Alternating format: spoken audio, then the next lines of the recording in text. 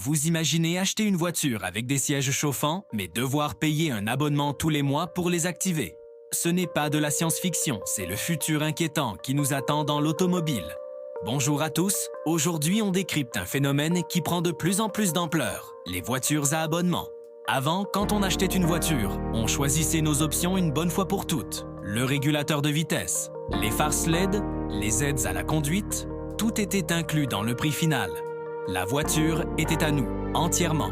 Mais ça, c'était avant. Maintenant, de plus en plus de constructeurs automobiles comme BMW, Audi ou encore Tesla changent complètement les règles du jeu. Comment? Ils installent physiquement toutes les options possibles directement en usine dans chaque voiture. Oui, vous avez bien entendu. Les sièges Air-11 chauffants sont là. Le système d'aide au stationnement est intégré et même de la puissance moteur supplémentaire est déjà disponible. Le problème, c'est que ces équipements sont désactivés par défaut. Pour les utiliser, il faut sortir sa carte bancaire et souscrire à un abonnement. C'est exactement le même modèle que pour Netflix ou Spotify. Vous voulez les sièges chauffants pour l'hiver? Ce sera quelques euros par mois. Vous partez en vacances et vous avez besoin du régulateur de vitesse adaptatif? Vous pouvez le louer pour un mois. Votre voiture devient une sorte de smartphone sur roue, où chaque fonctionnalité est une application payante. Alors, pourquoi les constructeurs adorent dans cette idée? La réponse est simple, l'argent. Ce modèle économique leur assure des revenus réguliers, bien après que vous ayez payé votre voiture. Au lieu d'un achat unique, ils créent une source de profit continue sur toute la durée de vie du véhicule. Pour eux, c'est une mine d'or. Ils peuvent vendre le même matériel à tout le monde, puis facturer des services logiciels pour l'activer.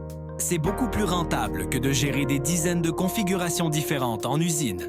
Pour nous, les consommateurs, le tableau est beaucoup moins rose. Le premier risque, c'est l'augmentation des coûts. Sur le long terme, payer pour des options que l'on possède déjà physiquement pourrait revenir bien plus cher que de les acheter une seule fois. Imaginez payer pendant 10 ans un abonnement pour vos sièges chauffants. Faites le calcul.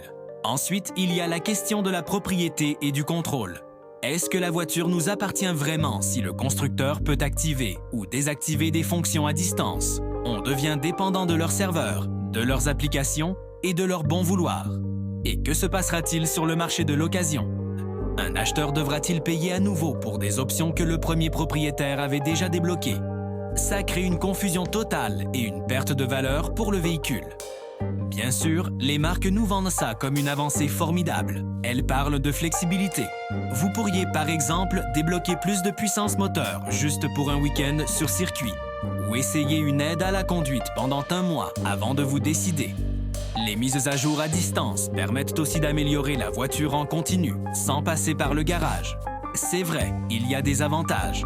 On peut tester des fonctionnalités ou ne payer que pour ce qu'on utilise ponctuellement. Mais est-ce que ces quelques avantages compensent les énormes inconvénients? Le plus frustrant dans tout ça, c'est de savoir que le matériel est déjà dans la voiture. On l'a payé, il est là, juste sous nos pieds ou derrière le tableau de bord, mais il est bloqué artificiellement par une simple ligne de code. On passe d'un monde où l'on achetait un produit fini à un monde où l'on loue des services. C'est un changement de paradigme complet. Cette tendance est-elle inévitable? Pour l'instant, elle se développe rapidement. Mais c'est à nous, consommateurs, de réagir.